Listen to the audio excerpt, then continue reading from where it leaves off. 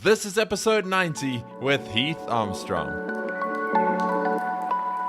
Welcome to the Quarter Life Comeback Podcast, the show that empowers you to become the hero of your life's journey. With your host, Bryan Teare.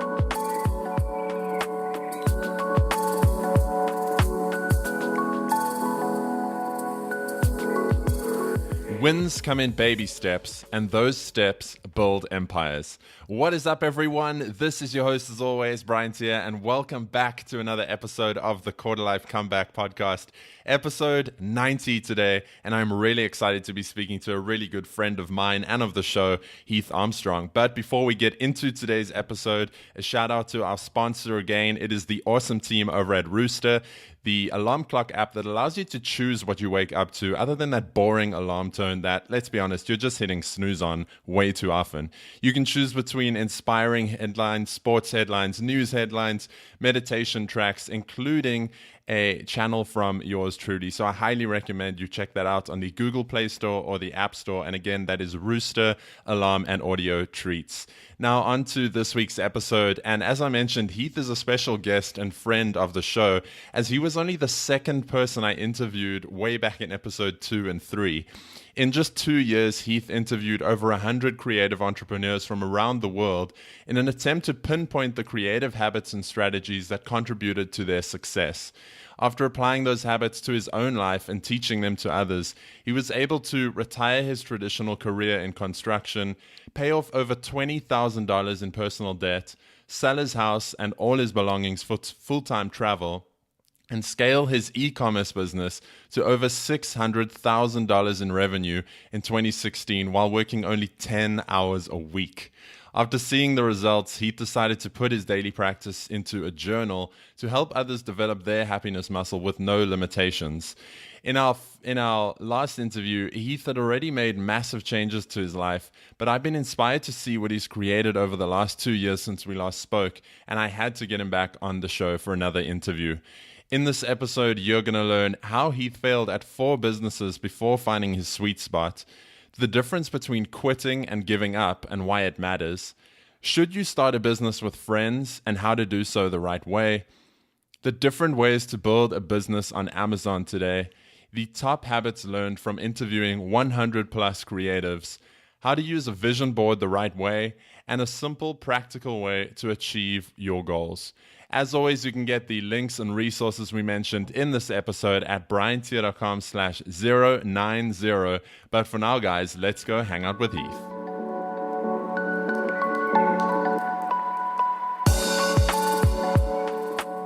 Welcome back, everyone, and a big welcome to today's guest, a very special guest, which I'll mention in a moment, but it is Heath Armstrong. Heath, welcome back to the Quarter Life Comeback. What's up, dude? I'm actually happy to talk to you in depth. I'm really pissed that we missed each other when I was down in South Africa, man. Yeah, I can't believe that. So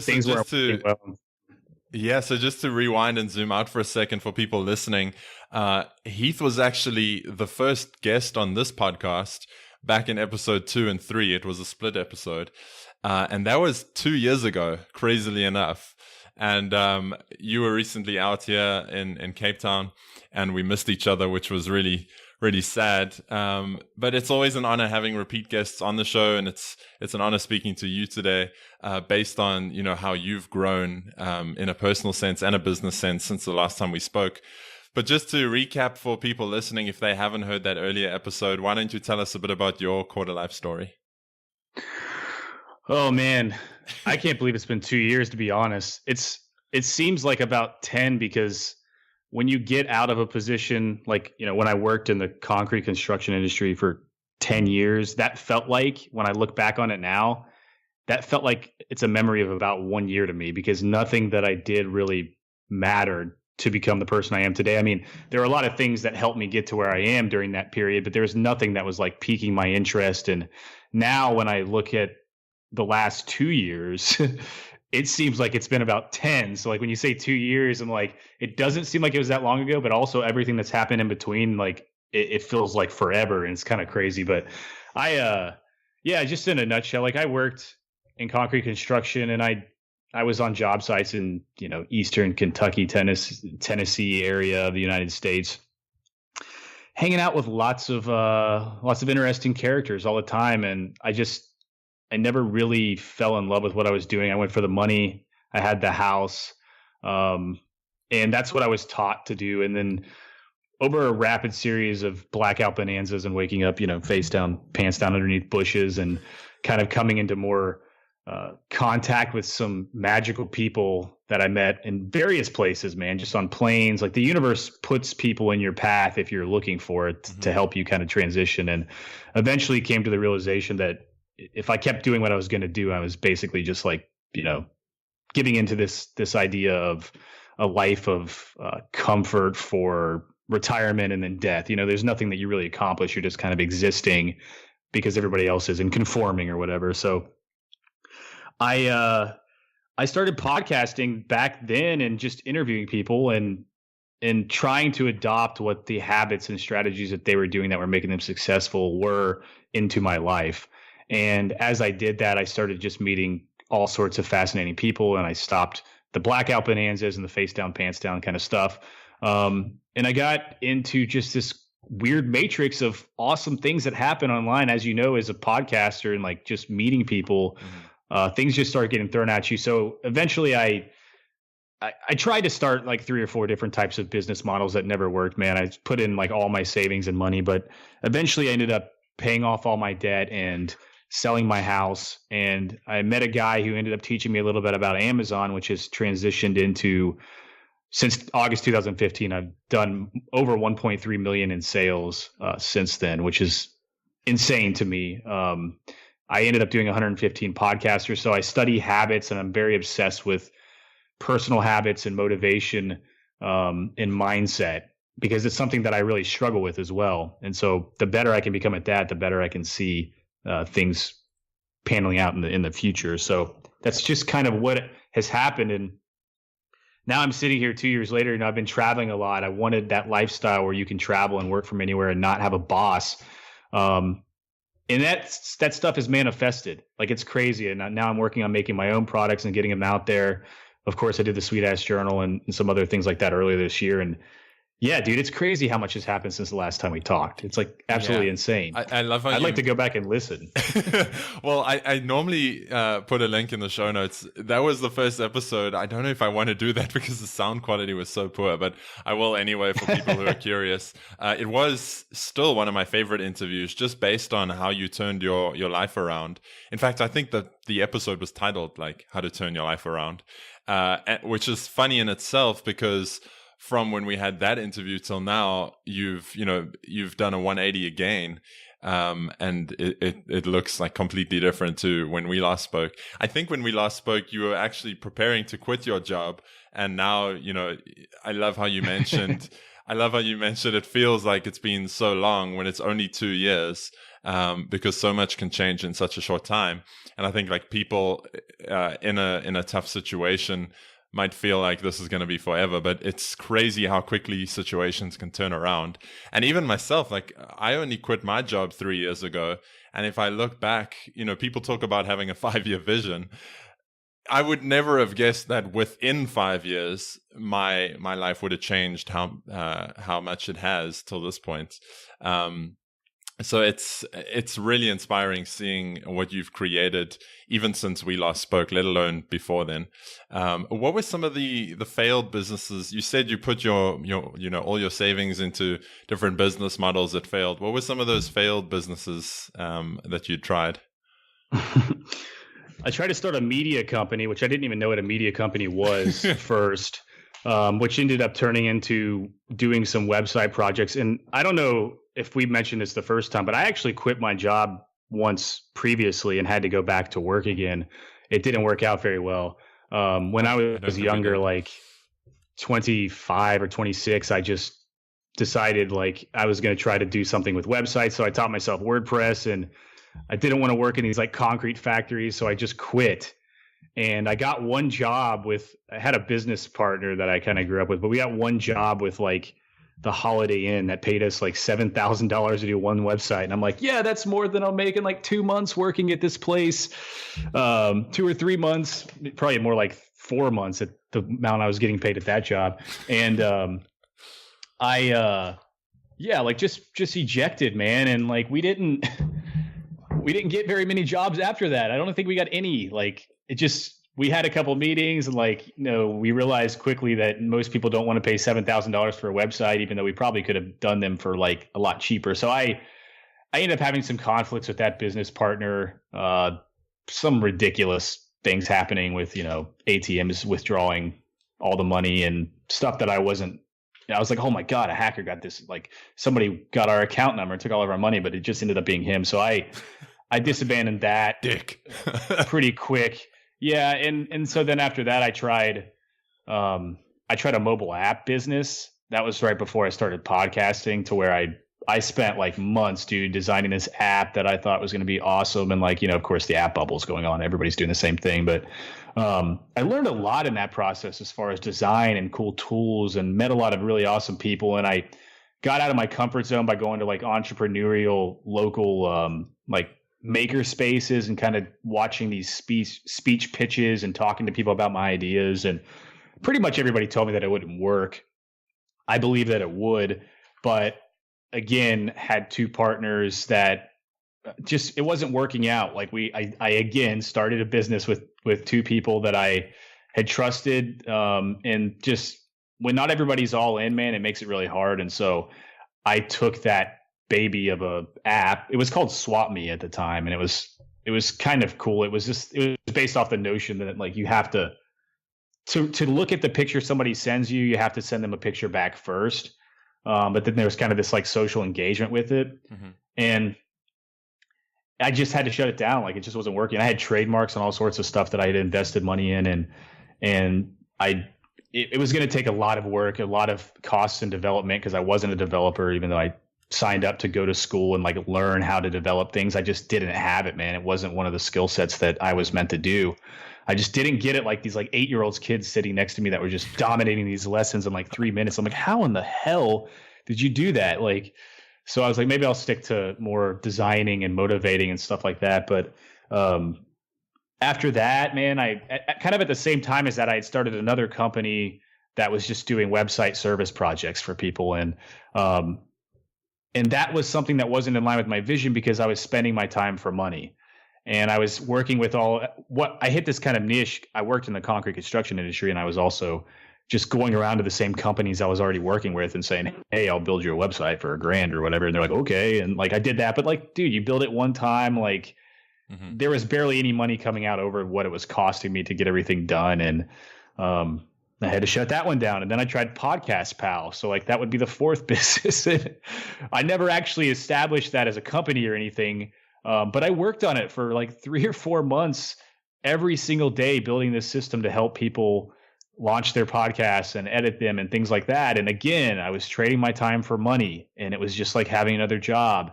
And it wasn't working. And it wasn't long, it was around that same time that I started diddling with Amazon a little bit. And to believe it or not, the first time I tried Amazon, I also quit that. Like, cause I was going to stores every single day. And like the way that I was learning was like, you go to resell something on Amazon, you're basically like trying to find a source to buy something cheaper than what it's selling for on Amazon. And then you're sending it to Amazon and selling it. And so like, it's a lot like you're spending time in these Walmarts and Targets with like these 500-pound sweaty people in America that are just dominating like the hot dogs and popcorn at the front of the store. And you're smelling them and like standing there scanning shit on shelves and filling your cart up. And like after the 4th or 5th time of doing that, I was like, this is like 10 times worse than my job. Yeah. Like, and like, this is the worst. It's completely the opposite of the freedom lifestyle that you want. Yeah. I'm also trading my time for money. And like, it's just, so I shut that down, and it was hard, man. It was really hard. It wasn't 6 months after that though, that I was talking to you on that first episode of the podcast, and it just kept trying things and kept meeting people and kept trying. Like that's it. Just like kept going forward. And eventually it turned into how to automate the same type of Amazon business, but with all digital and where you don't have to touch products and things like that. Yeah, and I want to get into that in a second. I just want to reiterate what you said. I think you touched on kind of the key lesson there was you just didn't give up. And there's a difference between quitting and giving up. If quitting something means that you're moving on to something that might be a better fit, then by all means, go ahead and do it. But I've seen it again and again in both my own journey and all these interviews I've done is the people who make it and the people who don't. The only difference is the ones that make it just decide, like this inner knowing, that they're just not going to stop no matter what happens. And the other thing that I kind of picked up from what you described was like you tried a lot of things, which is key, but each one, even though it didn't turn out to be the thing, it led to relationships and skills that you developed along the way and could use later on, except maybe filling your shopping cart. I just wanted to point those things out. I wanted to ask a quick one. What is your opinion then on starting a business with friends? Don't do it. Got it. I'm in the midst of, so it's a really hard thing to do. You just never know what's going to happen. And sometimes with friends, you trust them more than anything, but it's also easier to let a friend down because they're more likely to not care as much, I guess, if that makes any sense. Or vice versa, like them to you. And the thing that's worked for me now is that since I started Amazon, and the guy who originally taught it to me, he has been the closest thing I've ever had to a business partner. We have identical businesses. He does a little better than me in every category because he was there first. And we are in a constant daily grind out, like, poop our pants and cry / rage create and celebrate, like via text message all day long or via Slack or whatever. Trying different things, bouncing ideas off each other, but we keep our businesses separate. We launch products together, but we keep the finances split. So like we never have a full in on each other. And I think it's a good bit of advice. Like if you could do that, maybe be more of an accountability to somebody else doing the same thing as opposed to starting it with them. But then a lot of times there are very many cases that I've seen where two people come together that have completely opposite talents and they make something really magical happen.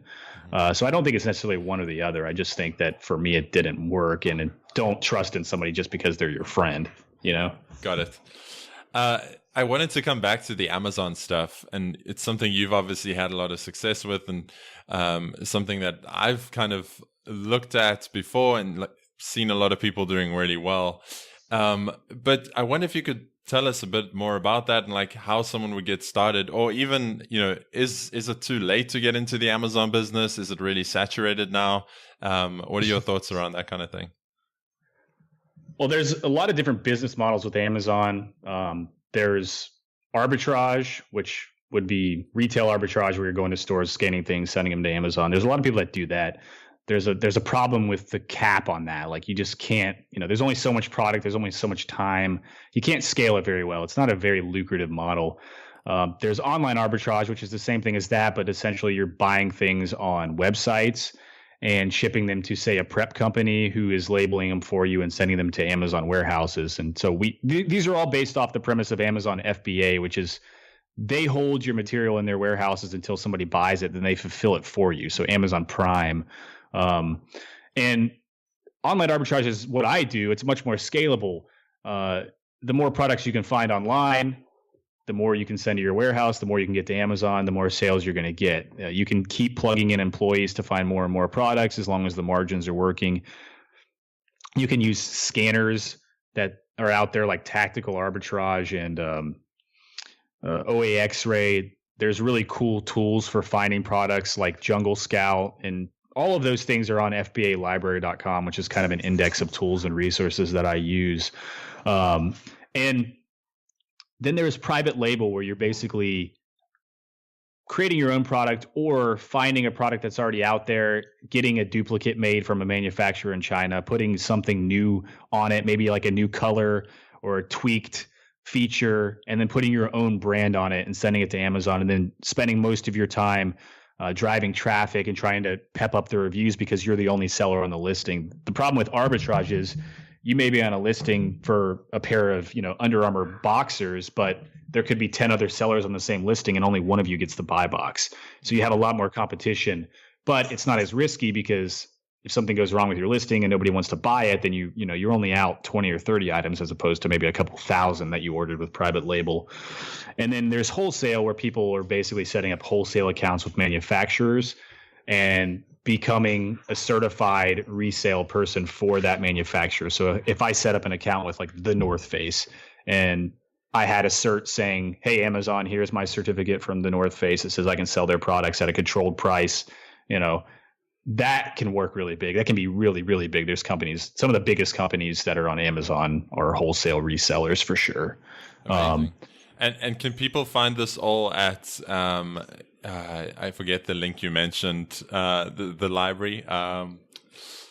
Yeah, well, you can. So FBA Library. FBA Library is a site. It's just fbalibrary.com. You can put it in show links or whatever. But it's a website where basically I've taken all of the different links of resources and tools from around the web and put them in one place where people can find them. Because with Amazon right now, it's just there's so much stuff everywhere that you can't necessarily, like, you're searching Google or Facebook or whatever, and you can find stuff, but it's not necessarily there. It's just an easy way to find those things. So it's an index basically, or a library. And yeah, there's a lot of resources on there. There's blogs, there's tools, there's things like that. There's nothing on there that's technical, as in like, hey, do these steps.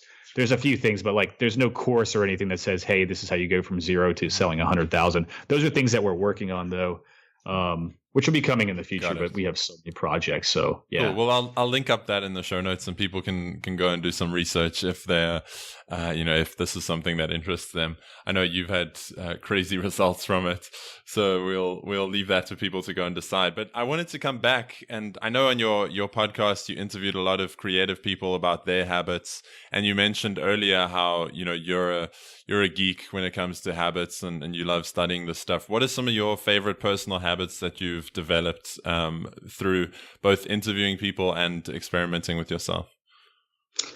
Yeah, I mean, I think to start that out, kind of like the problem with most of the things that I did before as opposed to now was that, and I think this is an issue with a lot of people, is that we look at the prize and not how do we get to the prize. So we look at having this giant Amazon business or quitting our jobs, but we don't look at the steps and the habits that it takes to create that type of lifestyle or that type of business or that type of personal freedom. We look at the goal and not the system that achieves it, right? And for most of us, we just become slaves to our desires. And like for the longest time, I believed that success was something that was sort of like a lottery. Like some people get lucky and some people don't. Like an overnight transformation, some of us will get prizes if we try and some of us won't. But if we achieve business success or monetary success, every other aspect of our lives fall into pure bliss. Like that's what I used to think, which is crazy. Like it's pure crickets. That mindset is about as helpful as waking up face down, pants down in the bushes after a long night of blackout drinking. So what I started to realize is the lottery is totally internal. Like I was gifted with a thought from the universe when I was running one time with a meditation that like maybe we as humans are our own lottery tickets. Like if we invest in ourselves and we take some risks and we put little pieces of ourselves on the line, maybe then we can create the life of our dreams. And that was kind of a shift from this common misperception of, hey, I'm going to create a wish and try some quick techniques based off an article I read and make a butt ton of money. And once I do, I'll quit my job and travel the world. And if it doesn't work, I'll just give up, poop my pants, cry all day, and go complain about how miserable my job is to everybody. It was a shift from that mindset to, hey, I'm going to create a vision and then focus on creating habits that help build my vision through consistent series of baby steps every single day. Mm-hmm. And then there's no issue with it not working because the goal isn't to make millions overnight. It's simply to write 500 words a day or read for an hour at night or drink magnesium tea before going to bed or wake up at 5 a.m. to do your miracle morning. Things that are relatively easy and enjoyable on a small scale. So the wins come in baby steps, and those baby steps are the steps that build empires. So for me, like with the habits, there's so many different things that I do, man. Like it's just crazy, the personal obsession that and I'm not saying that anything I do is something that most people can't do. Like it's all very easy stuff. It just takes a long time to get there. Mm-hmm. And in the beginning for me, it was just literally creating a morning practice. And like one of the first people I reached out to was Amber Ludwig. And I heard an interview of her on the first time I listened to a podcast. And I'm like, this girl sounds amazing. And her name now is Amber Vilhauer. She's and so she introduced me to Hal Elrod and the Miracle Morning. And like, that changed everything for me. Just creating a morning routine to set the pace. And that's something you probably hear from so many people that you talk to. Mm-hmm. And on the show, I'm sure a lot of people have a miracle morning or some kind of morning and evening routine. And that comes in and out. Another thing that I did was, after interviewing all of those people, I put kind of all of the similarities that I saw between these creative entrepreneurs and what they were doing into a daily journaling system, which also kind of goes along with my miracle morning. And that system turned out to be the Sweet Ass Journal to Develop Your Happiness Muscle. Now, when I was doing those things, there was nothing that ever told me I was going to end up putting that into a published, book format that people can actually use. But I had 6 different journals for all these different things, and which basically, I can talk about the things that are in that in a minute, but my lab, he peed on all 6 of those journals. They were sitting on a floor. All 6. All of them, man. And this is a pup that never went to the bathroom in the house ever. And like, I have been that's the sign kind of ever I've seen. I know, man, like these universal size, right? Like I have these 6 things and people have been telling me like, you need to put these into like just an easy format. And I was like, okay, well, next time I run out of space, I'll just try to make my own version that I can use myself, so I only have to carry one journal. And they're not complicated things, so I didn't mind having these different journals. But he peed on them, and I was like, okay. I tried to get like the cologne and perfume out, and like sun dry them and spray them to make them smell better, and it was just bad, man. It was like these like super crispy hard pages that had dried out after being. So I was like, okay, maybe this is something I need to turn into a project, which is.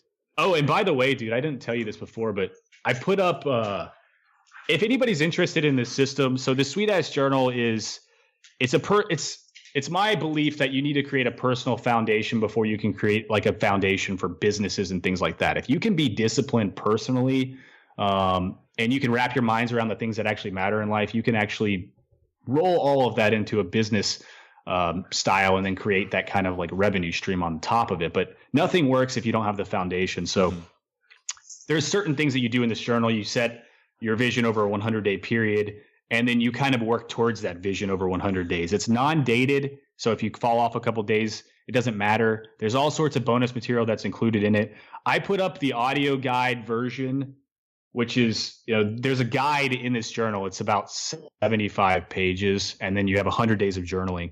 It's very non-overwhelming. It's not a workbook style journal. It's a very, you can be artsy, you can draw if you want, you can write really small, you can write really big. It's a mosaic style. But the audio guide that takes you through all of the different habits, which basically are setting your vision, starting off your day with really, heady gratitude and smile vibes, taking daily actions, those baby steps that I talked about earlier to manifest your vision, brainstorming ideas, the whole Altucher idea muscle thing. I don't know if you ever do idea brainstorming, but minimalism, eliminating emotional and physical distractions, not just physical, but mostly like, how do you declutter everything in your physical life and in your mental life? And then how do you fill the void with value? And then we get into giving and the power of affirmations, celebrating and reflecting, and even meditation and mindfulness and how to reflect on those every single night. But the audio guide, you can get it. I put it on a landing page for your listeners. You can download it for free. So for podcast listeners, like if you just want to listen through the 75 pages, like it's about all those sections and how you can implement them in your life. Even if you don't use the journal, it'll probably give you a lot of really good ideas for yourself. And you can get that by going to heatharmstrong.com/QLC. And they can just download the free audio guide. Amazing. Thank you so much. I had no idea that you were going to throw that out there. So for everyone listening, go check that out. I've had a look at the journal too. It's amazing. And what other journal is called the Sweet Ass Journal, right? I know. You can, and you guys want to see the layout of it, you can go to sweetassjournal.com and it'll show you like the actual, what the journal looks like. But a lot of the really good information is in the guide. So if you listen to it for free, to be. Yeah, I'll definitely link that up. And I just wanted to find out of curiosity, What was your vision for your life? Let's even say like 2 years ago, and when you started getting into this sort of deeper inner work stuff. What was your vision for your life then, and how does it look now?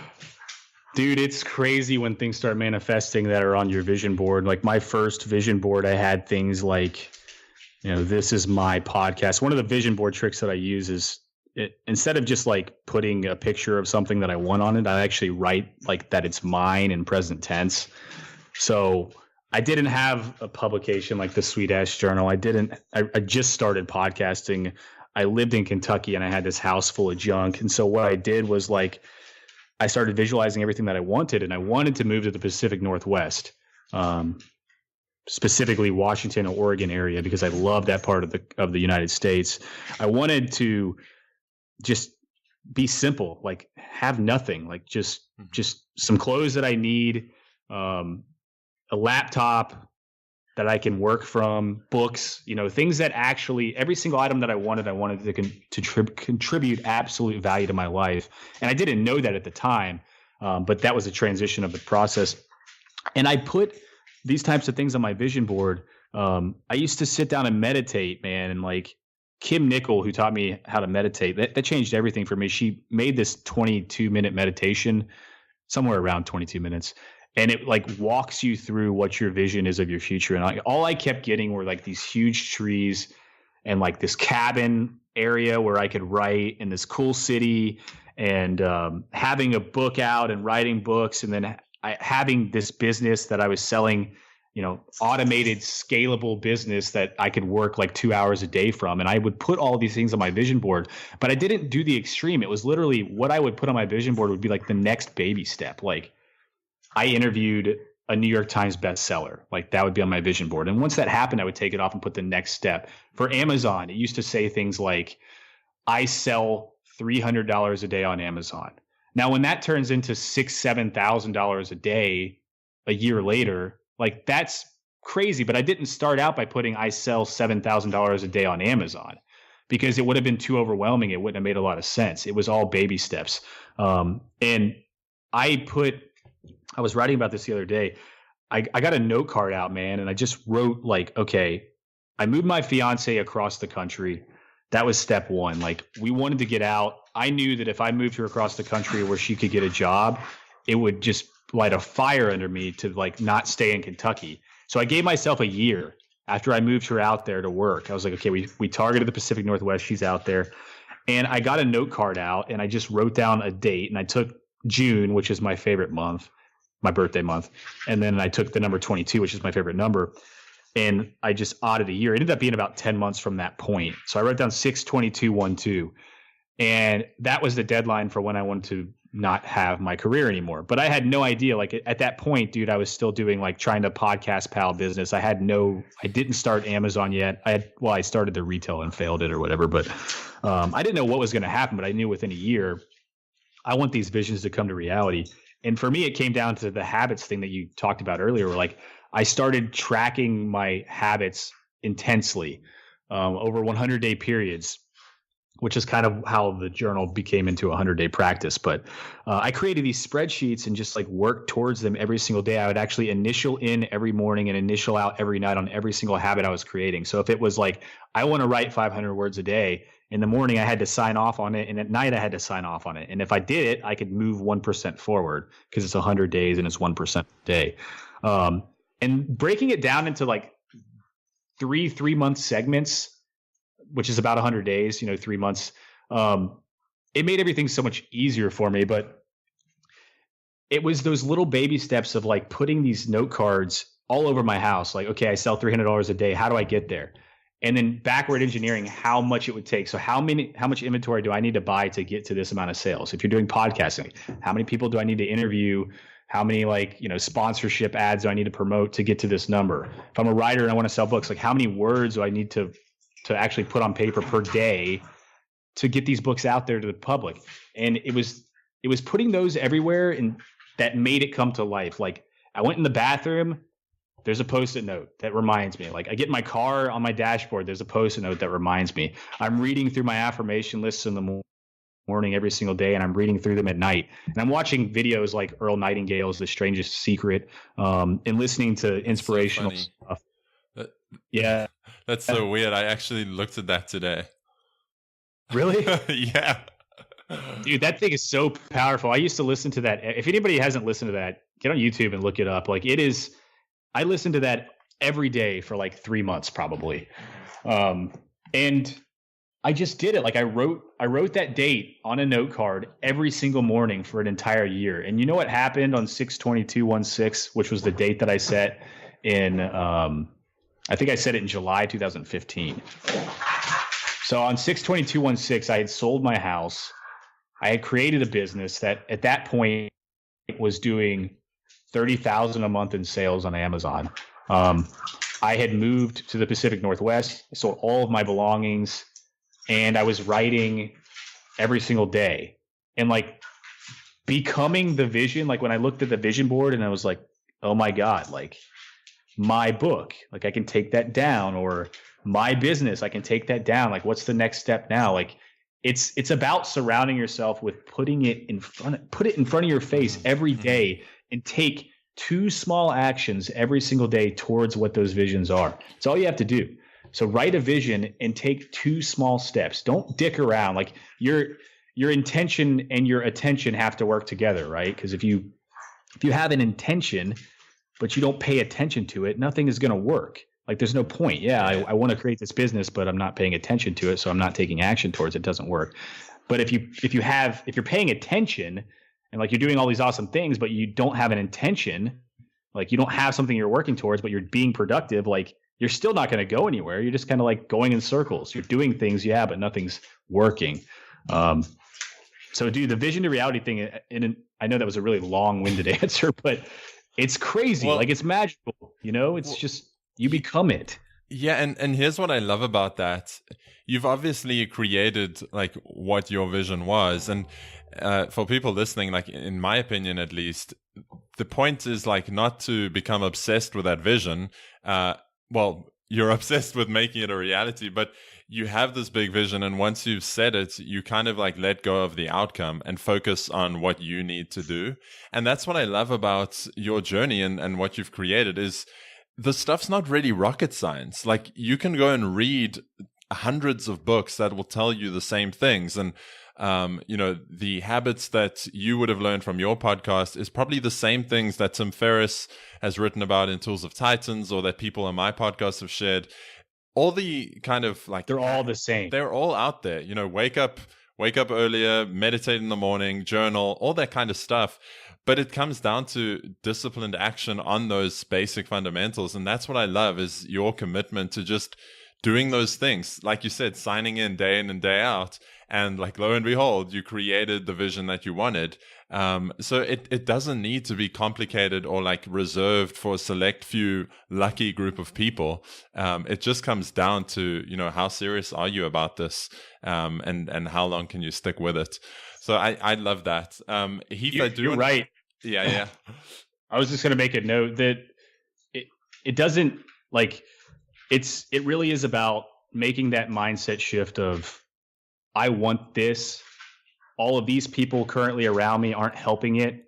Move away from them. Mm-hmm. Where's the people that are working towards something similar? Surround myself with them, and then quit giving a shit what anybody else thinks. Like, and then taking those baby steps every single day. Like the habit tracker I was talking about, you guys can actually, I created a demo on this. Hold on, let me see if I can find it. So I literally print these out, put them on my walls, and I sign in and sign out. You can take this template if you want and just put some simple habits in there. If it's brush your teeth, like put it in there, as cliche as that sounds. If you don't brush your teeth, like maybe this is a good one for you. It starts with those little ones. But even today, like I do really small habits on this, but I also pick a couple business goals. If you go to heatharmstrong.com/track your habits, there's a video I made on there. You can watch me going through this tracker and how I use it, and then you can actually print your own and create your own template for free. And that's the exact template that I'm using right now. It's on the back of my door, and I'm on like day 20 of 100.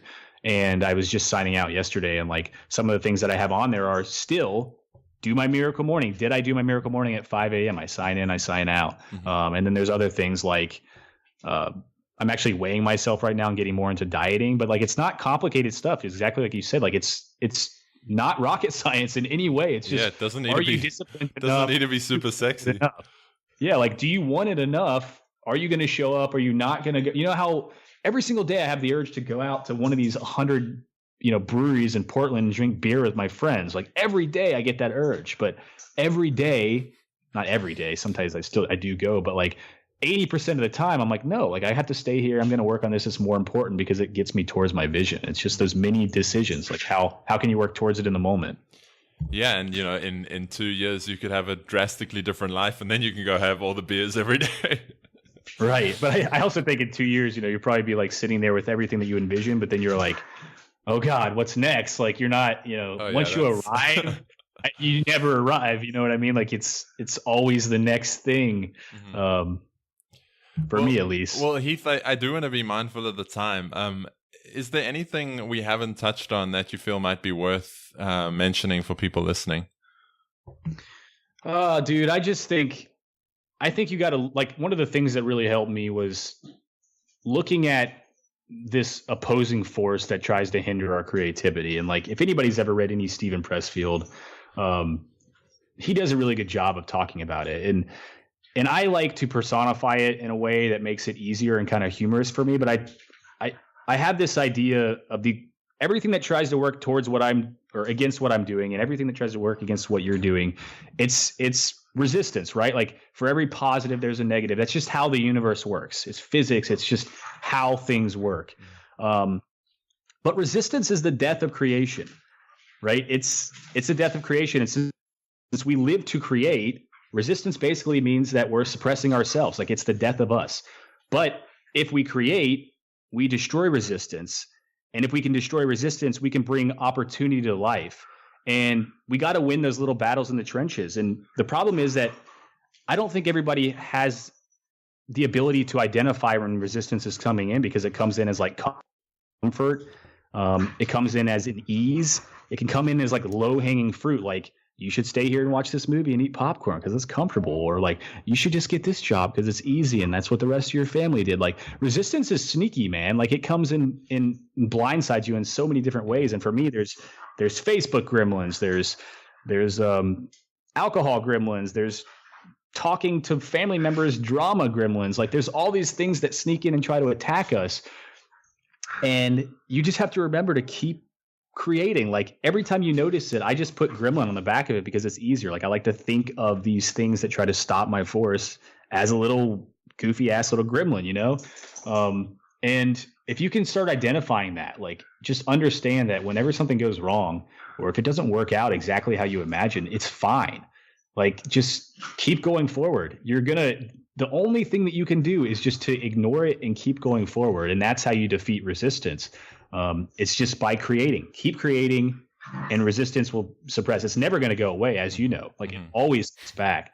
But just keep creating. I love it, dude.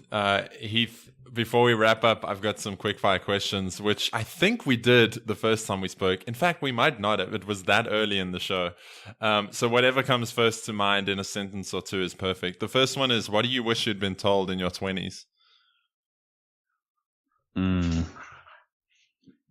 Give no fucks, kiss no butts, man. I heard that from a rap lyric, like Slug, one of my favorite. If anybody else listens to Atmosphere, if you're into like intelligent hip hop, it's not like gangster rap or anything. The dude's really smart, and a lot of his lines really resonate with me. But like, yeah, man, just don't care like what anybody thinks ever. And that's been really hard because I had a boss. I guess it's quick fire, so maybe I shouldn't expand too much. But I had a lot of things going against me that were really making me feel bad for wanting to do something that was creative or that lit up my passion. Yeah, coming from an engineering background. Yeah, and like just in that industry, in the construction concrete industry, like it's just not it's not the mindset that's there. And like everything that I was told was complete opposite. And so I just wish anybody would have said, quit giving a shit, like just don't care, like just go out and do something. And because it just doesn't matter. You know what I mean? Like, it really doesn't matter. Success is how you feel about what you do, right? And Totally. if you're doing something that isn't making a lot of money, but you're happy and you feel good about it, that's success. And that's what we should work towards. I love it. What is the greatest opportunity for quarter lifers today? Oh man, the internet. Mm-hmm. The internet's it comes up again and again, man. A bunch of Bitcoins. Yeah, I think we live in a world of very quality opportunities. And I think the problem with the past and moving up to this generation was a quantity issue. Like our parents' generation, everybody wanted quantity. Like the world media tradition, they teach us that quantity is better. More money, more friends, more followers, more sex, more houses, more cars. But that never brings us happiness. And I think with our generation, we're starting to realize that it's more about quality of life, quality of how we spend our time working, quality of friends, quality of sex, and maybe pulling, instead of freaking out about how many Instagram followers we have, pulling a couple of those followers out, meeting them in real life and creating bonds that'll actually move towards something magical. Or instead of swiping Tinder 24/7, like look at how you can meet somebody and change internally to make that relationship really beautiful instead of having to go back to swiping again. Like I think that our generation's opportunity is understanding that we have this amazing quality instead of quantity ahead of us. And of course the internet helps. And if you buy Bitcoin, that's going to help too. Well, I have full intention of meeting in real life one day still. I've got one final question. Before I get to that, where can people go to find out more about you and the journal? We did touch on this a little bit, but give us a reminder. I'm at heatharmstrong.com, and most of my projects are hubbed there. The journal's at sweetassjournal.com. The coolest project that I've got about to come out, and depending on when this airs, we're going to do a Kickstarter for it soon, but it's called the Sweet Ass Domination Deck. And it's like a 60-card deck of just forefront affirmations on the front of the card. On the back of the card, it's a burst of unfiltered motivation. Like I am very blunt. I don't filter my words. It can get me in trouble sometimes, but you can check those out too when they launch. They'll be at ragecreate.com. I think that's really about it. And again, like if you guys want the habit tracker, it was heatharmstrong.com / what was it? Track your habits, I think. Yeah. It'll be in the show notes so people can check that out. Heath, before I get to the final question, I just want to take a second to acknowledge you, man, for not just coming on today, but for the journey and the transformation that you've gone through. It's been really inspiring seeing it in front of my own eyes since the last time we spoke. And I know even like when we spoke last time, you'd already gone through a transformation to get to that point.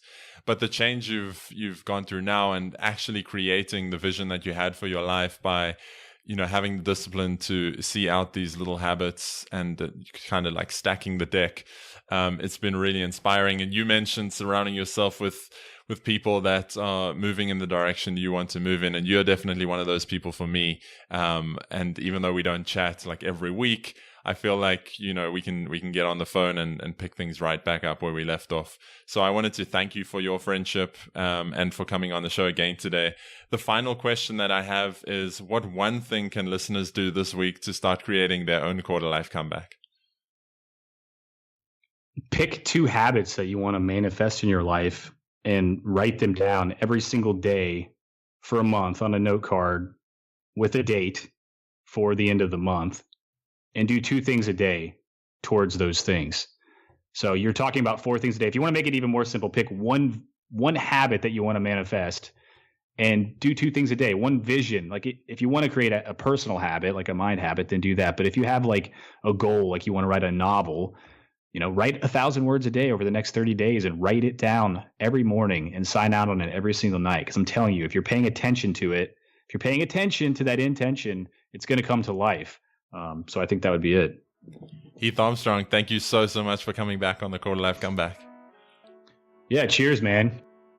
So there you have it, guys and girls. That wraps up episode 90 of the Quarter Life Comeback podcast. And a big thanks to Heath again for coming on the show and sharing his story with us. If you like this one, please share it around with your friends on social media and shoot me a tweet at Bryan Teare to let me know your biggest takeaway. For me, it was the fact that, Heath has made these massive changes to his life, but it hasn't taken any crazy habits or anything like that. Like we discussed in the interview, the stuff is not rocket science. It's pretty simple, and all it takes is a commitment to yourself that you're going to show in and day out and do what is important to you to move you forward towards your goals. Now, as always, you can get the links and resources we mentioned in this episode at bryanteare.com/090. Make sure you head over there to get the free audio guide of Heath's Sweet Ash Journal, as well as his habits tracker that I've personally checked out myself, and more things that we mentioned in the episode. Be sure to subscribe at quarterlifecomeback.com to get all these episodes and more as soon as they go live. And come on over to the Facebook group and join us for a cool discussion there after the interview. That's at bryanteare.com/FB group. Thank you so much for being here again, as always. I appreciate you more than you realize. And until next week, guys, keep creating your quarter life comeback.